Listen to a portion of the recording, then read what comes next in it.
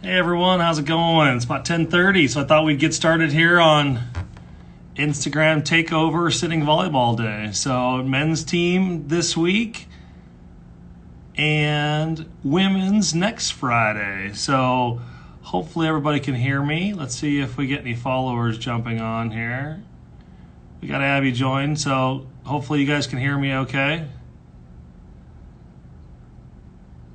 Somebody give me a thumbs up if you got sound. I just want to make sure I'm not too echoey here in my office. Sweet, we got a few followers. Thank you guys for jumping on. Awesome, you can hear me good. Great.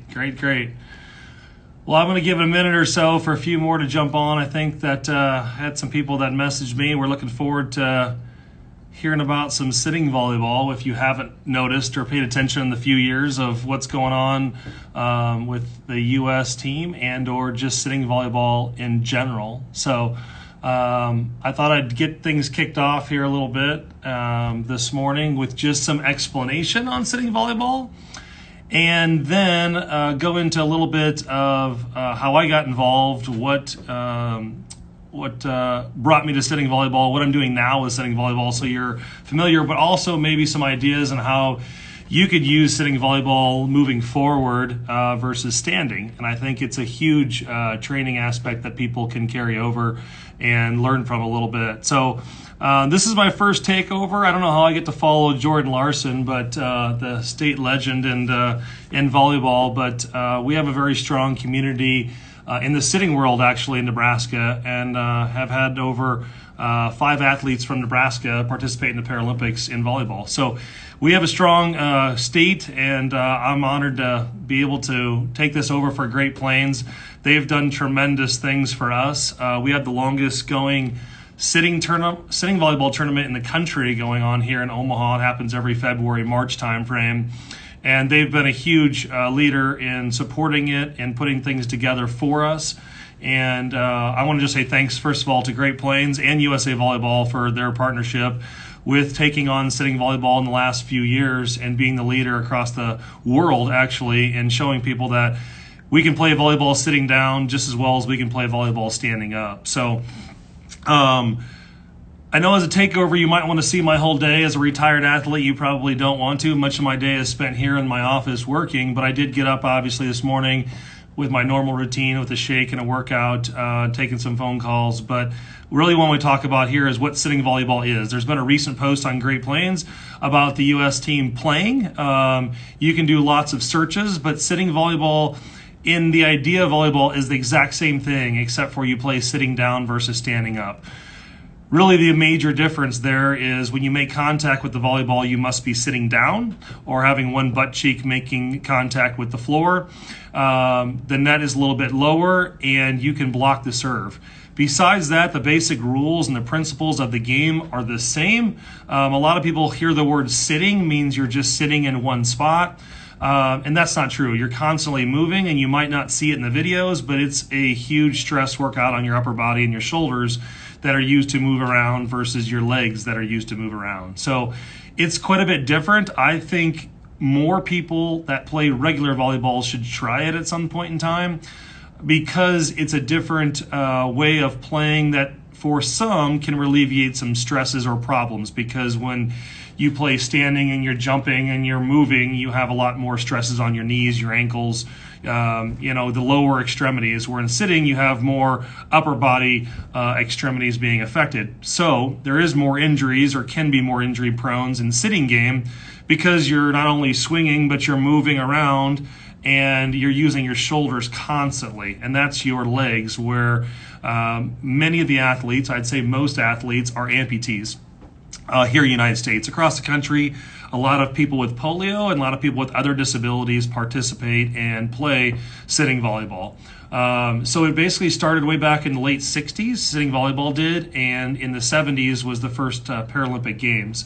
If you go back and research some of the best teams in the world, the top 2 teams on the men's side have been Iran and Bosnia since the 70s.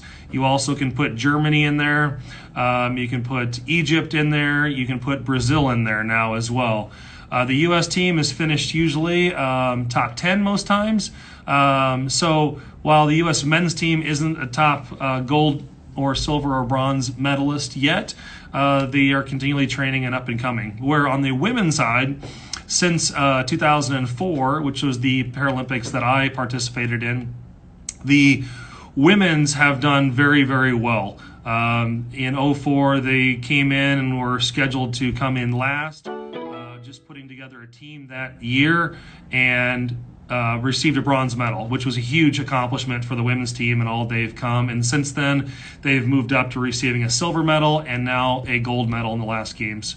So I'm going to have the women's on next week. Katie Holloway and Laura Webster. Laura actually is from the Great Plains area, and she's up in the New York area now, and Katie's out in California. So they're going to jump on and answer questions. So this video is kind of an introduction to sitting volleyball, and then we are going to have the men's athlete this afternoon jump on with me and do an interview at about 2 o'clock and 2:30. And next week we're going to have the women's players come in at 1 and 1:30. So I think if you guys are able to jump back on, ask any questions while we're doing this, I'd love to get them involved and get some follow-up and feedback from you of what questions you may have. As sitting is a little bit different than standing, and how we train, and the angle of the game, I believe, is, in my mind, is different. You also use your hands a lot more than your forearms for passing and even receiving serves.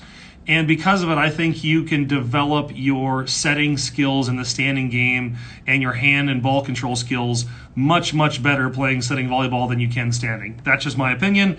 The ball travels quite a bit faster. Your reaction time is slower, but you do need to use your hands a lot more. So kind of going through how I got started into sitting volleyball. I was a regular athlete, non-disabled growing up as a child, and was a big baseball player. So that was my sport, was baseball.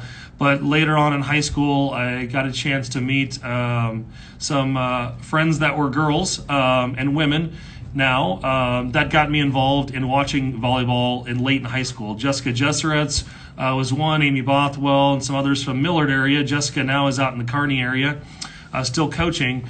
But they got me involved in watching volleyball, playing pickup games and such like that, but never really played a lot of volleyball until after I got done with my baseball career, which I played in college at the University of Nebraska at Omaha here in town, and then went on to play in the minor leagues with the Kansas City Royals organization for a little bit. So shortly after my stint with the Royals, I was driving home, just started my first career and job in the mortgage industry, which is what I do today, and this is my office here.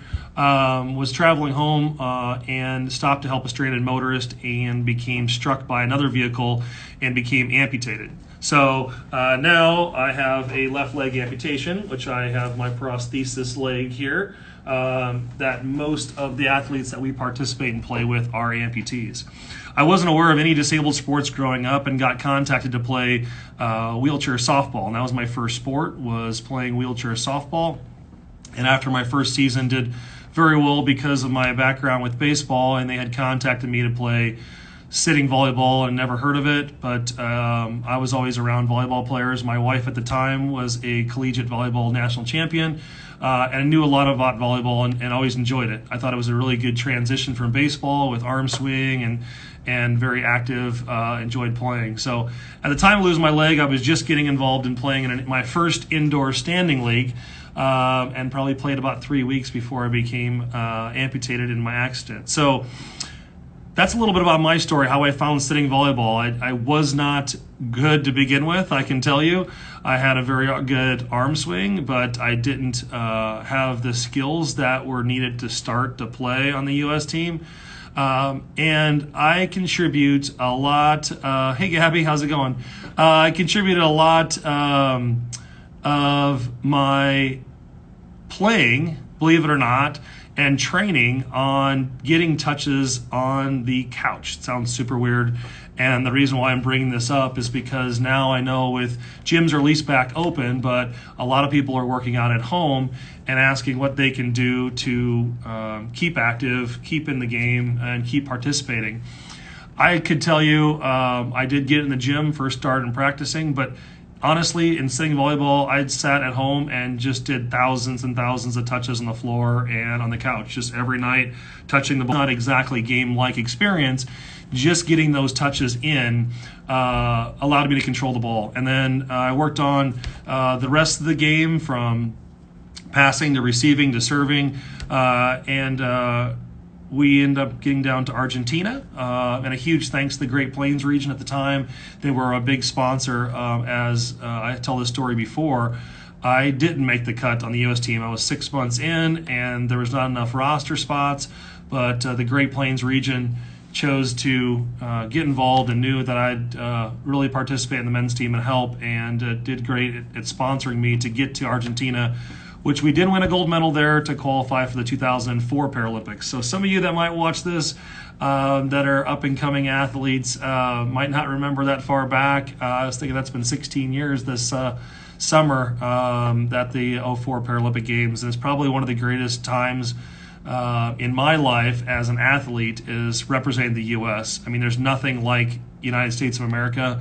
I've been to over 40 countries in the world, and there's nothing like the United States. Even during these times of this pandemic that we're going through, we still have things way better than the rest of the country and world does. I've seen it. I've been in the front lines of many countries. So what I wanted to share about that is that representing the United States is way more than just saying representing the United States. Once you receive the jersey, once you receive the cut, something changes. I have James coming on this afternoon, Stuck, as he's a military, military, and he received an amputation from the war and getting blown up in a Humvee. So I contribute putting on the U.S. jersey is similar to going in and signing up to be in the military and putting your heart and soul into representing the United States. And doing that is one of the biggest, most important days for me, is making the first Paralympic Games, the starting roster, and putting on the jersey and being announced as Team USA on the court. I'll never forget that day. It was probably the most monumental in my sports, and I've done a lot of things in sports, but that was very, very important. But so where can we play? I guess I'll keep this kind of short. I don't see too many questions, but I really wanted to get out there and let you know that at 2 o'clock and 2:30, we're going to be doing some interviews, like I said, with James Stuck and Roderick Green. So please come back and tune into that, because it'll be fun, but it'll be educational. These guys have personalities and they're great. So check that out. But if you'd like to get involved in sitting volleyball, you can go to sittingvolleyball.org. It's a website that I run.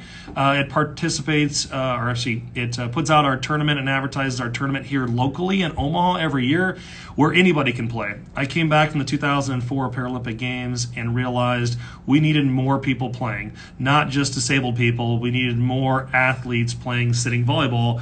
And that was always my goal, is to get more people exposed to the sport, more people playing the sport, because at some point in time, you're going to know someone, run into someone that's going to become disabled. It's going to happen. And they're going to have a very hard time with it. I had a very hard time being an athlete for months, understanding what my life was to be next after becoming amputated. And you just don't know how to deal with it. I'm thankful beyond belief that there is disabled sports. It allowed me to turn the page on my accident, be the person I was before my accident, not change me because I'm a different person now. Just playing sports differently has completely changed my life. For health reasons, my dad passed away of a massive heart attack at 54, working out on the treadmill. And knowing that I need to participate in life and not just let life go by and not be active, I can definitely see myself being in the same situation of having heart problems, having medical conditions, having those different types of scenarios happen because I'm just not active. So sports have been a huge impact my entire life. You can see maybe the wall behind me over my shoulder of some of the things that I've saved through the years of me participating in different sports, from wheelchair softball to sitting volleyball, to our sitting volleyball Paralympic teams and Pan American teams in the countries. Some of the medals that and awards that I've received, or national championships that I've won at U.S. Opens, and I'm super sad to see that U.S. Opens are not going on this year. I know and understand why. Sitting volleyball has a division at Opens. You do not have to be disabled. Let me remind you, you do not have to be disabled to participate in that tournament. And I bet you 25% to 30% of the athletes that participate are not disabled, and come out and participate and play volleyball just like you would standing up. A huge shout out goes to Kevin Barnett, who's one of the first major names to come out and play with us. Misty Mays played through the years. Heather Bounds played with us through the years. So we've had some ex-national team players show up, sit down on the floor, find out how hard sitting volleyball is and how different it is than standing volleyball. So we love to have you participate. You can reach out to me about connections. We like to educate people across the country because we need everyone out there to know about sitting volleyball and know about disabled sports, because you're the people that are going to know when your friend, your family member becomes in an accident, hurt, disabled, and they're going to want to know what's next in their life. And many people's next in their life is sit around, feel sorry for themselves, sit around, not be active, not do what they can do. And I can tell you, I am so thankful for a local disabled group here by the name of NAS, Nebraska Adaptive Sports, that I sit on that board now, that they got me involved in wheelchair softball. Otherwise, I never would have found sitting volleyball. I don't think I was really in the mental state when they contacted me, but they pushed and pried just at the right effort to get me involved before life went down and realized there wasn't anything available for me to do. So nowadays I sit on the board at USA Volleyball. So if you guys ever have questions, and there's a lot of things that we discuss, there's a lot of information that is misunderstood that USA Volleyball may do. So I feel blessed to be able to give back to my sitting volleyball community and represent them on the board. And my position is sitting volleyball athlete. That's who I represent, is the sitting athletes. And today we're going to get a chance to meet a couple of them, talk to them, find out how their days are going, what they do to train. They both have families, work, and participate on the U.S. team and play and start. And so it's a juggling act. Obviously, with sitting volleyball, there's not a professional league. There's not enormous compensation. Obviously, there is direct athlete support that's received through the United States Olympic and Paralympic Committee and through USA Volleyball, but it's not a professional league, say like the standing players may have over in Europe, and the new league coming here to the United States, and AVP and beach volleyball, that you can win money participating in tournaments. We're not to that level yet. I hope before I pass in 40, 50 years, we will get to that level and have the money to win tournaments and participate in professional leagues. And hopefully we'll see that growing with the Paralympics as well too. So I don't know if Trish has just signed on, but I see Bellevue University is on as well. I could say hi to Gabby earlier. I don't know these other, I don't think, individuals that have checked in, but if anybody has any questions, they can throw them in here as well, about sitting volleyball. But I kind of want to just give you a quick introduction of my story, where I've been with sitting volleyball, and that it's a biggest thing I want to share about sitting volleyball here at the end is that it's not a disabled sport. It's athletes playing the sport that are disabled, but it's not a sport that's just disabled. And a lot of people think of that. Hey, you're sitting on the floor, you're floor sweepers. If you watch the video, you can see, and that doesn't even give the minor position of how difficult sitting volleyball is. I got a question from Bellevue University, and I'll get to that one real quick here. But sitting volleyball is I believe, more challenging, more fast speed than even the indoor men's league. I can tell you I watched lots of volleyball, women's collegiate a lot in the fall, and I wish I could have a chance to see more sitting volleyball. The speed is tremendous, and I teach a class at the university a couple times a year, and we get people that don't play volleyball exposed to sitting volleyball, and every one of them says that was much more challenging than I thought it would be. Maybe we can come up with a different word like fast volleyball or extreme volleyball, because to put it in perspective, the speed of the ball is very quick. You're hitting and receiving balls from 10, 20, 30 feet, where in a standing game it's much more, 40, 50, 60 feet difference. So the speed of the game is very, very quick. I can tell you, in hitting and playing baseball, seeing 90-mile-an-hour fastballs is nothing compared to some of these guys that can hit volleyballs, and speed, and your mind just has to react. But what was more sore starting out? Buns, shoulders, or hips? Oh my gosh, for sure the buns. That is simple. And your hands. You use around moving your hands. I actually walk on my knuckles when I play now. And that sounds crazy that people would think you can walk and move around on your knuckles, but once you get them toughened up, it's better than receiving silver dollar blisters on your hand.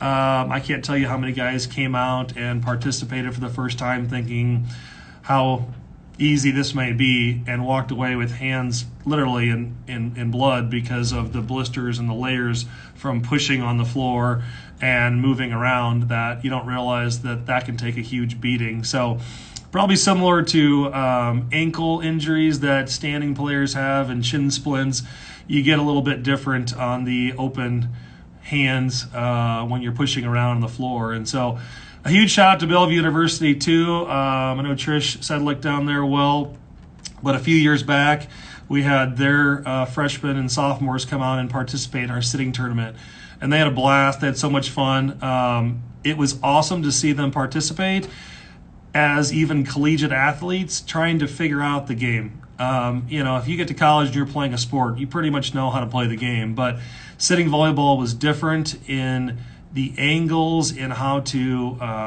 set up defenses and set up different plays that actually can be performed because you're not moving very quickly sometimes. And it was awesome to see them sit down, figure out what can be done. And I think the biggest thing I can tell you is, if you're a high school athlete or an athlete at all that has time on your hands, read about your sport. I spent a lot of time in high school. I was not the best baseball player growing up. Never was, all the way through high school, college. But I spent some time reading old books written by Stan Musial and different guys like Pete Rose that played in the game, that wrote things that taught you that you couldn't get from anywhere else. So if you have time to get out there and read about the sport that you love and you want to play, you will learn so much mentally that you can convert physically into the game by just being engaged, reading, paying attention to your coaches, listening, not just physically. So many people get tied up in the physical aspect of a sport, and I can tell you the mental side is so much more important, or just as important, than the physical side. Over and over and over, I can tell you that many times rest is better than a day of practice. And I know a lot of us don't like practice, don't want to do practice, but that rest in your mindset needs to be there in order to participate moving forward. But let me grab a couple questions here. What kept you inspired through your journey? Awesome question. I think the biggest thing was the pride that I felt in representing the United States, that there's only a few people that have or can or will or have gotten to that level. And I've always been a type of person that I've wanted to do the best at whatever I'm participating in, whether it's my mortgage company, whether it's raising my son, whether it's playing a sport, a pickup game. I understand sportsmanship at the same time, but I've always wanted to be the best. And when you get the honor to be a Team USA member, I think that goes way bigger and farther than just being an athlete participating in a sport. That you have to give respect back to all the people that have passed away fighting for this country, that have done such great things to establish this country in the 1700s, to all the people that have done things throughout the government and rules and laws. I guess the whole big picture to me, and representing, Team USA and having the flag on, is so much more. I never was involved in the military. My father served at Vietnam, and that was a huge impact on his life because of all the murders and deaths that he saw by his own eyes. That I think it opened up me to say there's more to sports, and we've seen that now, that sports mean a lot to a lot of people, and putting on that jersey is everything to me, and I still get to do that. I still represent the United States playing wheelchair softball, so I've represented it on 2 different sports now, and I don't put it lightly when I put the jersey on and travel and participate. So great question, Gabby. Thank you for asking. Let me see what else. Sorry, let me get down here. What did you learn more as a team from sitting than your college baseball team? Oh my God, great. Great activity. Definite recommend. Change the weekend and off spring break. Send them back to play again. So what did you... Okay, so that's a great question. I think this is Trish asking. I'm not sure if it is or someone else. But here's what I learned, in that I thought, playing on Team USA would be, I use the word easy. Not that me representing and making a team is easy. I thought, well, the United States is always great at every sport. We're great at a lot of things. And when you play your sport here, we have a Midwest mentality. I say that all the time. The Midwest people it's just different. If you've traveled and been to the East and West Coast, personalities are different. They were raised different. Things are different about them. And when I made the U.S. team, it was a completely different dynamic, because players were from all different parts of the country. Players were born with disabilities. Some had disabilities later in life, and the different personalities that came out when their disability happened or where they grew up was completely different in dealing with those athletes as teammates. Where I think in the Midwest, everybody, if you're on a same local team, a lot of the people that are recruited are from your area, and you have the same kind of mindset. But when you involve different people from all over the United States, they're different. And you have to understand, just like when you work at a company or you work in an environment, that there's different people that might be all from the Midwest. If you start working nationwide and being exposed to different people, they all have different ways of thinking, different ways to get to the same goal. Different blow-up periods, how quick they get steamed and how quick they can ask for forgiveness. Just all those things. It was a huge dynamic mind changer for me, and I think it taught me a lot carrying over into business life and real life of how to deal with people, because not everybody's going to be like you. Not everybody's going to think. Not everybody's going to work. Not everybody's going to have the same mental capacity that you do. And that took a while for me to work through and work with the athletes on. In 2004, quickly, I was named captain because our captain became injured during the Paralympic Games, which was, the biggest honor that I've ever received is not only receiving making the U.S. team, but then captaining a U.S. team is completely was everything for me that I've thought of as an athlete growing up. I mean, you dream about making the last winning shot or doing something, which those things happen in your life, but to be honored among your peers to say, hey, lead us and be our leader on our team, that was a huge deal. And being captain, really had to work with different players differently. So awesome question. I don't know if we have anything else there from you guys there, but I love the questions, so I don't have to drag on here and make up stuff. No, not that I'm making up stuff, but maybe if anybody else has any questions. We're about at a half an hour, so I appreciate everybody checking in. Change that weekend of spring break. There you go. What was the best city or place traveled to on the U.S. team? Love it. Been all over. I can say Argentina was awesome. Greece was awesome. I mean, Athens in the '04 Paralympic Games, I would go back to Athens. It's a different financial economy now, but I loved Athens. And actually, my new favorite place is Tokyo. I've been to Tokyo quite a few times now playing wheelchair softball over there. And I go back every year and just love the people of Japan. They're just the nicest anywhere. And that's a huge mind-blowing thing to think about is we get stuck working through a lot of issues in the United States, politics, whatever you want to call it. You travel the world and they're the same kind of people, but they do things differently. And that's really fun for me to see that a kid from Omaha, Nebraska, grown up in Ralston, which was not a money capital of the world by any means, traveling the world and seeing how people are exposed and do the same things we do is a huge thing. So if you have the money and the ability to travel, maybe after all of this is done, I would highly advise that. I've learned so much from people and their countries and how they were raised. And it's so amazing to go on the other side of the court and play against a country. That's something that's hard to explain. You can play against different universities. You can play against different teams, your city team, your club team. You're playing for your high school team. But when now you're playing the country of Germany or you're playing Bosnia, Herzegovina, or Japan or China, that's just a different mindset. The same thing of preparation goes into it, but if you really sit back and think of it, it's just super interesting that volleyball is a world sport and people are training and practicing somewhere else just like you are. And it's been a huge ride. So I still play a little bit. I can still get on the floor and keep up with the guys. They'll say for a little while.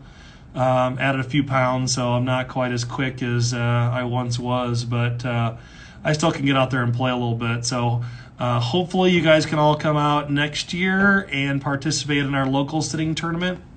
Love to have anybody participate. We can get you on a team if you don't have your own team. And if you'd like to get to U.S. Opens, we're participating every year in sitting volleyball as well. So I think that's good for now. I think we're going to spend about an hour this afternoon, and hopefully everybody that checked in here can come back at 2. This is James Stuck in 2:30 with Roderick Green. And next Friday at 1, we're going to have Katie Holloway, which don't miss Katie. Katie's a ton of fun, huge leader. Huge supporter of sitting volleyball, and Laura Webster, one of my great friends too, will be on at 1:30 next week. So thank you guys for letting me check in here. I appreciate you giving me the mic for a little bit, and I'll see you guys this afternoon. Thanks, guys. Bye.